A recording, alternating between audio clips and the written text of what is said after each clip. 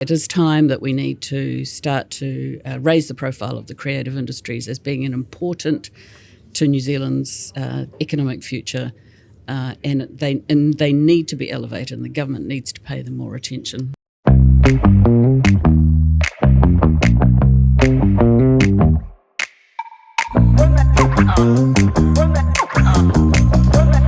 So today's a big day. Today we're releasing a couple of key reports, one of which is an economic analysis report by well-known economist Shamabila Kwab, outlining the economic potential and capabilities and capacity of the creative industries in New Zealand.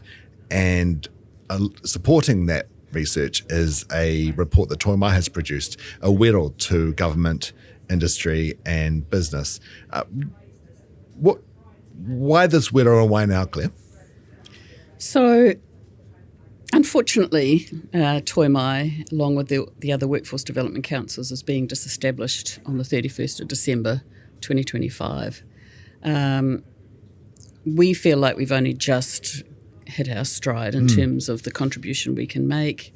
We are wanting to... we wanted to create this piece of work, commission the work from Shamabila, create this wero as a response in order to be able to put it out into the world, hoping that some other agency will be able to pick it up, or business, because this is really important material. Toi Mai, as a Workforce Development Council, had a great opportunity to be able to create some research that could shift the dial on industry workforce needs, training, and we want to get this out before we are kaput. Absolutely. And but why the creative industry specifically, Claire? So New Zealand governments in particular have always had a bit of a blind spot for creative industries. So as a country, we know ourselves as being a primary producer. We export lots of dairy products, meat, wine, agricultural products.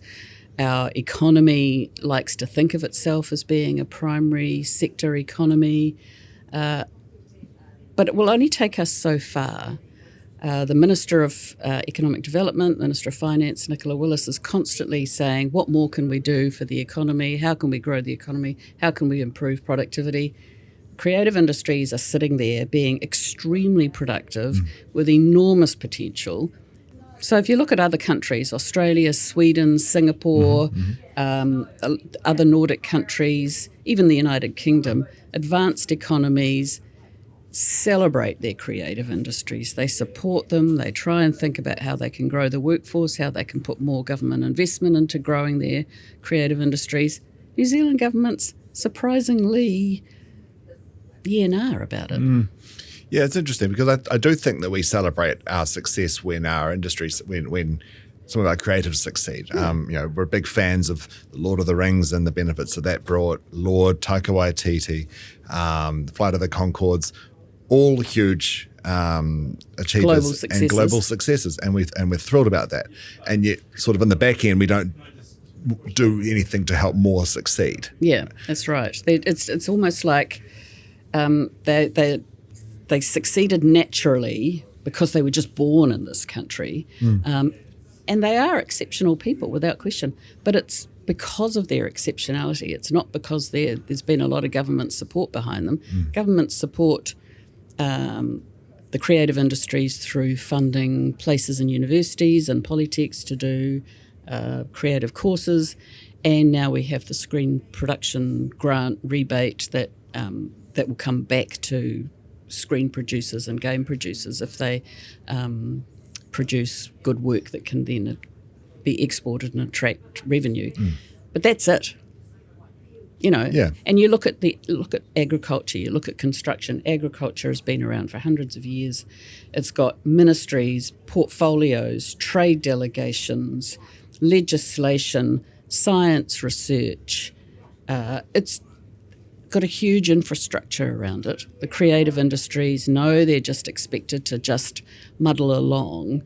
And occasionally, if somebody brilliant comes up, yeah, great. But again, it hasn't been supported. It is time that we need to start to raise the profile of the creative industries as being an important to New Zealand's economic future, and they need to be elevated, and the government needs to pay them more attention. Yeah, and I think a way that I think about what you're saying, Claire, is that government is ambitious for the success that our creative and digital tech industries bring to New Zealand, but that ambition isn't met with policy investment action. That's right. Right, and you look at, say, for example, investment in technology. Right, the government has quite explicitly said we want technology, students to be learning technology all the way through school. And yet funding for technology courses has dropped dramatically over the last few years. And it's any training that technology is offered for technology is concentrated in the main centres. Yeah, I mean, you look at the west coast of the South Island, great example. So their mining industries are on the decline.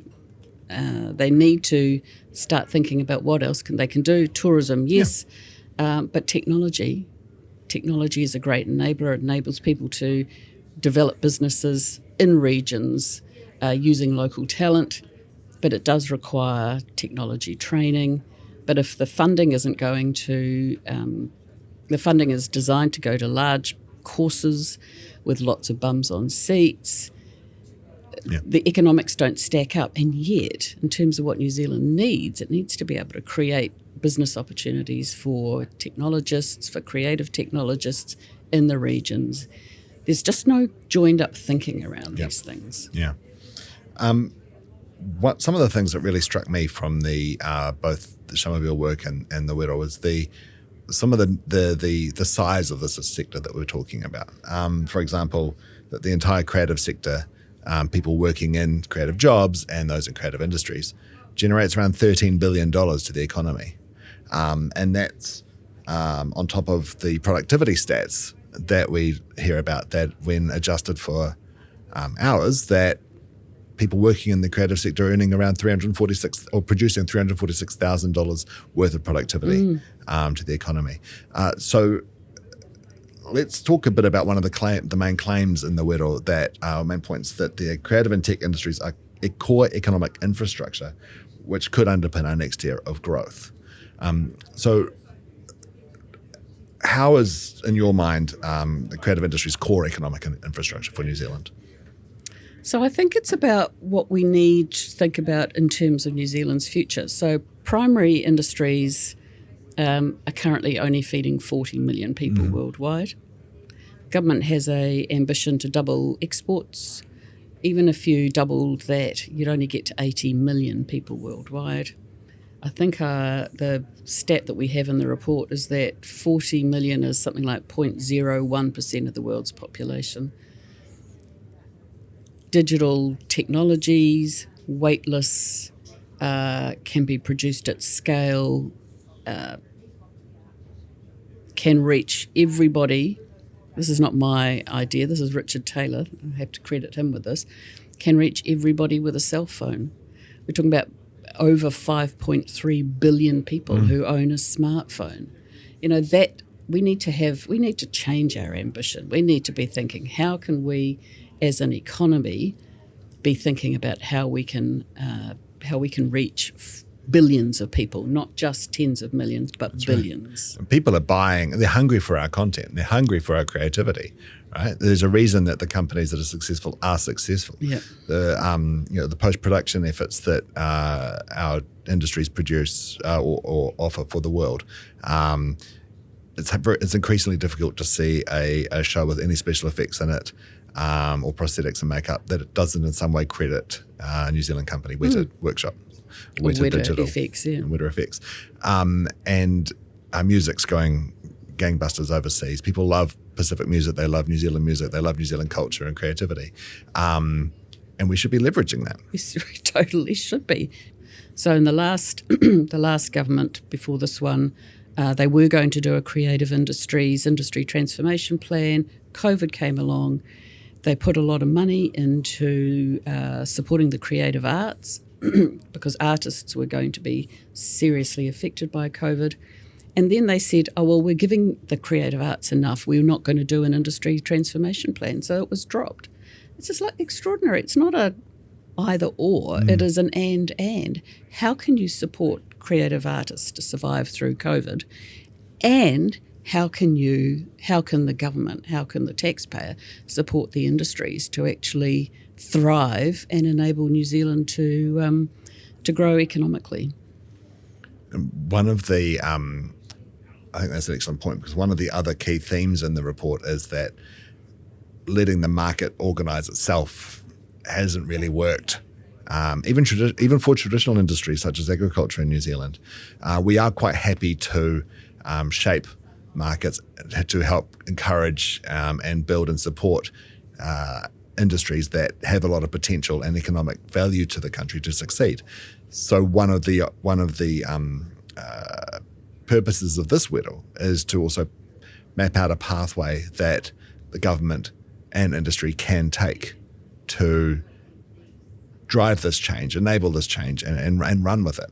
Yeah, I think to be fair to the government, it probably hasn't got any ideas. I mean, we're talking about politicians that don't have long careers in the creative industries themselves. They may have family members that do it, but they're not creative industry professionals going into politics, and so they don't know what to do with this work. We're actually giving them a little bit of a steer in the right direction about what they can do.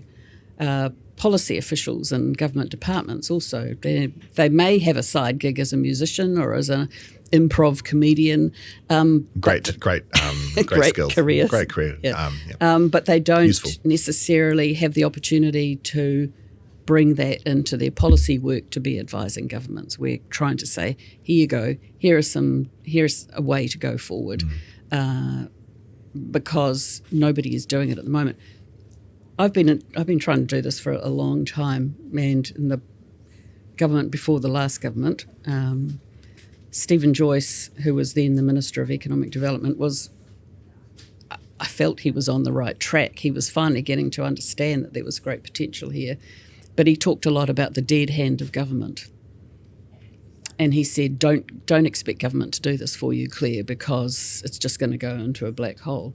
And I thought, that's fine to say that. But at the same time, you're still investing in space technology, you're still investing in construction, you're still investing in a whole lot of other things around agriculture, motorways. The government is still, even though it likes to think it's not picking winners, it's still picking winners on a daily basis. Yeah.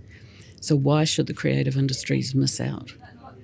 I think one of the other compelling points for me as to why this is a critical infrastructure is that having strong creative talent woven through our whole economy is critical for us to be an innovative economy, one that adapts and builds and leads the world through new inventions, new adaptations, new technology.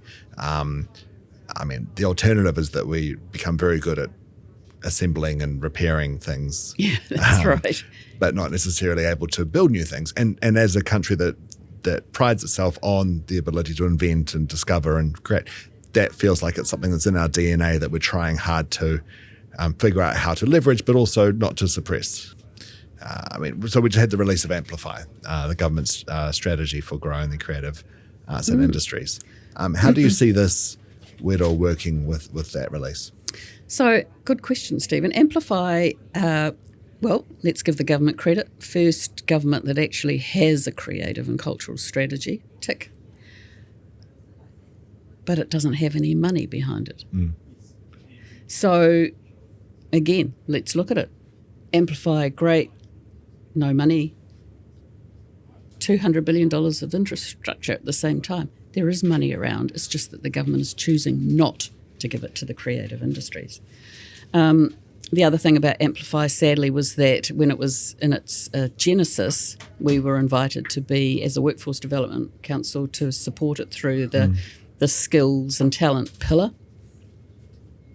Once the government decided it was going to disestablish workforce development councils, we were taken out of the report, And now it's the Ministry of Culture and Heritage that has been given the challenge of being the lead agency on developing skills and talent. Workforce development councils were designed to take active leadership in the workforce to try and work out how we were going to grow the skills of the people in our workforces. Toi mai, we had creative, culture, recreation and technology, very broad range of industries, but we were working with them all to try and upskill their workforces. It's a skill. It's an area of expertise that a policy analyst in the Ministry of Culture and Heritage simply isn't going to have. So while it may look on paper that giving this pillar to the Ministry of Culture and Heritage to lead is an answer to the government's problem, we've just established the Workforce Development Councils, it's not going to work. Well said. The opportunity with the wero then is actually for government to take what the actions in the wero as a way of implementing potentially the goals of Amplify. If Amplify sets the direction, this is a path that can help us get at least some of the way there and beyond. Is that fair to say? Well, one of the things we're trying to suggesting in the wero is that New Zealand needs a Minister of Creative Industries. Now, we've heard that a lot from industry. I'm happy to support it because with ministerial portfolios tends to come money. But over the weekend we had a story in the local newspaper about how many ministerial portfolios there are. And actually New Zealand has way too many ministerial portfolios. And so I don't want to be just adding another one. But we do need to find some way of the creative industries being part of a portfolio that also has dedicated resource to it. The risk with the wero is that we're just going to put it out and it'll be dropped because nobody has any spare cash. But if the government is looking for ways to improve economic growth and productivity, it does need to veer away from the traditional industries and start to think about how it can support its creative and technology industries to thrive. Yeah, and I think that's the benefit of naming something as creative industries, takes it further than talking about arts and culture and heritage, where it's possible to be looking back and preserving and conserving what is art and culture, whereas creative industries has a more of a forward-looking ambition to activate and use and leverage these industries to support our economy. Yeah, well, I think that the big change is actually using the word industry, and globally people have been using the word industries for a long time around the creative arts, recognising that actually they do bring economic value. In the again, successive governments would like the arts. You know, they love the opera, they love the symphony, they love kapahaka, they like taking kapahaka groups on overseas trade missions. They don't sit there on those overseas trade missions talking about how we can be exporting more New Zealand creative industries. They just use kapahaka as if it's a entertainment, decoration, point of difference. It's not to say anything bad about the kapahaka that goes with them because they're absolutely world class. Absolutely. But the trade missions don't really understand what they're taking them to do. And so escalate, elevate, prioritise how they can be, how governments can be really trying to work to support the creative industries. In terms of going back to that earlier point around if we're going to be an innovative economy, that it's not just about creative industries having support, but actually that the economy benefits more greatly from having a wider creative base through all of its skill development, so that businesses can leverage and benefit from creative skills. One of the things, for example, in the skills in the creative sector report by Shamabila Kwab was that most of the economic benefit from the creative sector comes from people not working in creative industries. So they are working in the creative roles in other businesses, and that their economic contribution vastly outweighs that of the creative industries, despite having a similar number of people. Yeah. So the economic contribution from creative industries is at $2 billion, but people working in creative roles is $11 billion. So there is certainly outsized impact from having that skill base in the economy. And what I took from the wero and the research is that having those skills threaded throughout the economy can only benefit business in general, even if they're not a creative industry. Yeah, that was such an interesting finding, I think. And there's two sides to that. One is that it's fantastic that the creative skills are infusing through the wider economy, even if it's not recognised at a government level. Businesses, industries do recognise and value the creative thinking that comes through their staff. On the other hand, there's a lot of money that goes into investment in creative qualifications that is not going back into the creative industries because the jobs aren't there, because the industries aren't big enough to be able to employ all those people themselves. We've got great but terrible data that shows that 8% of people who have gone into a screen qualification are working in the screen industry after 2 years. Now, that's a lot of investment that those students have made into a 3 to 4 year qualification in screen. It's a lot of money that the taxpayer has invested into offering those qualifications. And if you look on the websites of all the providers that offer them, they're all offering them jobs in the screen industry. But there is a mismatch between that investment and the amount of work that there is out there. There could be that work, again, if the government gets in behind and tries to support these industries. We could grow that screen industry, that games development industry, by an enormous amount. And one of the, just to put some more numbers and context around that data, we're talking about $35 million of public investment into screen-related qualifications, which increasingly industry are telling us aren't fit for the purpose that they are, that they need. So people are paying or going into debt to get skills that industry they can't use. The industry can't use, and so industry are either having to retrain them themselves or bring in people from overseas, and we're seeing that because the immigration data backs that up. So we're funding providers to deliver courses to students that they can't use. Yeah. And so there is a need to actually better match our training to the skills that industry needs and that our economy is going to rely on if we're going to have a thriving creative economy, but also a thriving economy with the increasing demographic pressures we know are looming. And here we get into this other big gnarly issue, don't we, which is that taxpayers through governments invest in qualifications. Industry is increasingly saying it's not the qualifications that they need the skills. Yes. Now, qualifications are easy for governments to manage because they can count them, they can standardise them, they can put them on the New Zealand qualification framework and tick them off as being of a certain level and of a certain quality. And if you fulfil a whole lot of criteria, you can get government assistance through funding through the Tertiary Education Commission. But increasingly our industries and businesses are saying, yeah, we're getting people with qualifications that are not work ready, and they don't need to spend 3 or 4 years doing an undergraduate degree. They could definitely, it's valuable, but they may be just as well off with a micro-credential or a 1-year certificate or 2-year diploma. Or just learning on the job. Learning on the job, work-based learning, internships, apprenticeships, all sorts of things like that. The education system isn't geared up to be able to deliver to what industry needs. Fascinatingly, yesterday the government released the University Advisory Group's report.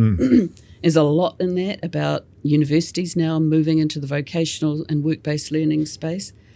But the trouble with great that they're focused and recognise that they do have a role in training for vocations. But the entire tertiary university system is still based on this idea that you're coming in and you're doing a 3+ year qualification when it is not what is needed. Now, don't get me wrong, You definitely want your doctor to have a very long qualification. You want lawyers to be reasonably Absolutely. well qualified. You definitely want engineers to have sufficient qualification that a road or a bridge or a building isn't going to fall down. But not every subject needs to have a full bachelor's degree as their entry ticket to a job. And that's one of the things, or the features actually, of a system that has used qualifications as an indicator of skills. Because when you do that, bigger qualifications, longer qualifications, more formal qualifications are seen as bigger, longer, more skilled, an indicator of bigger, longer, more skilled workforce. And when that is in place, then all the incentives reinforce that. So when the government funds providers to deliver education to learners, providers are going to chase the dollar. The dollar. Yeah, and they're going to chase, if they can be guaranteed that they're going to get 3 years of income, boy, are they going to go for that over a 6 month a 6 month course. Yeah. Even if the 6 month course is more relevant, Yep. they're going to go over the 3 year income. So the whole system is a bit, wrong at the moment. Way too difficult for people to manage, though. That's too big, too big a mountain to climb. But it is, unless you deal with those big questions, everything else is still going to be tinkering at the edges. So that mismatch of incentives and misalignment in, priorities from government, national priorities, national objectives through to delivery in education, that's part of or one of the main reasons that we've advocated for a national skills strategy in the wero. Yeah. So it's very interesting, isn't it? Because at the moment, Tertiary Education Commission, Ministry of Education are investing in industries that have been around for a long time. Education qualifications providers, universities, polytechs, doing the same old thing. And the investment keeps being generated by what is currently on offer by institutions that rely on offering those qualifications so that their business model can be sustained over many years. So it's the business model of the institutions that drives what is being provided. If you were starting from scratch, you would actually say, what are the skills that New Zealand needs across the entire economy today and in the future, looking at what industries you're going to need to invest in, and then what are the skills that we need, what is the best way of delivering those skills. Is it on-the-job training? Is it in diplomas? Is it in qualification? We don't have any of that at the moment. That's right. The university's report and the government's response to it yesterday talked about the need to do that at a university level. You can't just do it at a university level. You have to do it at a whole of economy, a whole of education system level, because you can do degrees in vocational training levels. You can do things at the university level. The whole thing is connected. It's not separated, it's connected. But you need to have a broader national skills strategy before you can really work out where is the right investment. We're talking about over $4 billion of taxpayers' money going into this, and it is a broken system market. Absolutely. It's all about the providers, how the providers organise themselves and what they choose to offer as a result. And that's not to blame the providers, because they're only responding to the incentives where the funding comes from. Absolutely. But then if you think about the signals that we're seeing from that current system, right? So we talked earlier about how only 8% of people with a screen qualification ended up working in industry, despite there being a need for skilled screen workers. So when the taxpayer is investing so much money in education, they really should expect that education is providing skills that the country needs. When people are enrolling in education in good faith, expecting to get skills or training in an area that they can then use those skills when they leave. And when that falls over, which it is increasingly the case that it is, we're buying those skills in from overseas, quite rightly, where those industries need the work. But then we're creating an untapped workforce, an underutilized domestic workforce that has been highly trained but not highly skilled or not with relevant skills, which is double handling at the very least, but also a real missed opportunity in terms of how our education system supports what our economy needs now and is going to need in the future if we're going to afford the economic challenges that are coming up. With an aging workforce, an aging population, a smaller working population to support that aging workforce. A lot of pressures that we need to be thinking quite carefully and cleverly about how we support that. That's right. So, Claire, in talking about how other countries treat their creative industries, is there one that particularly stands out for you? Well, I'm really interested in Skills England. So Skills England is as a government agency, government-funded agency that was established just this year, end of last year in England, to be able to really do what we were talking about before, to think about a national skills strategy, how it can invest in the industries that the UK needs to go forward. They have identified the creative industries in their top 5 industries to invest in. So ticks all those boxes: a strategy, an agency, funding, and support for the creative industries as the future of the English economy. If they can do it, we can do it. Simple as that. Absolutely. And one of the things that stood out for me with Skills England as well is that they also recognised the role that creativity is going to play as a huge predictor of their economic success over time. So investing in that as a skill, both within creative industries but beyond in their economy as a whole, is quite a compelling and I think far-sighted move on their part. Well, that's right. And the thing is, what differentiates you from another country? Well, it's your creativity, it's your culture, it's the indigeneity, it's different worldviews, different ways of thinking. Actually, it has to be down to our innovation and our creativity. That's what's going to set New Zealand apart from other countries. So let's invest in it. The report says that New Zealand is systematically destroying its competitive advantage. What does that mean? I think that means that we have really strong creative industries already. Remarkably, that it's the 4th largest commodity export for New Zealand, higher than apples, wine, onions, which most people won't appreciate. Big Onion would disagree. Big Onion.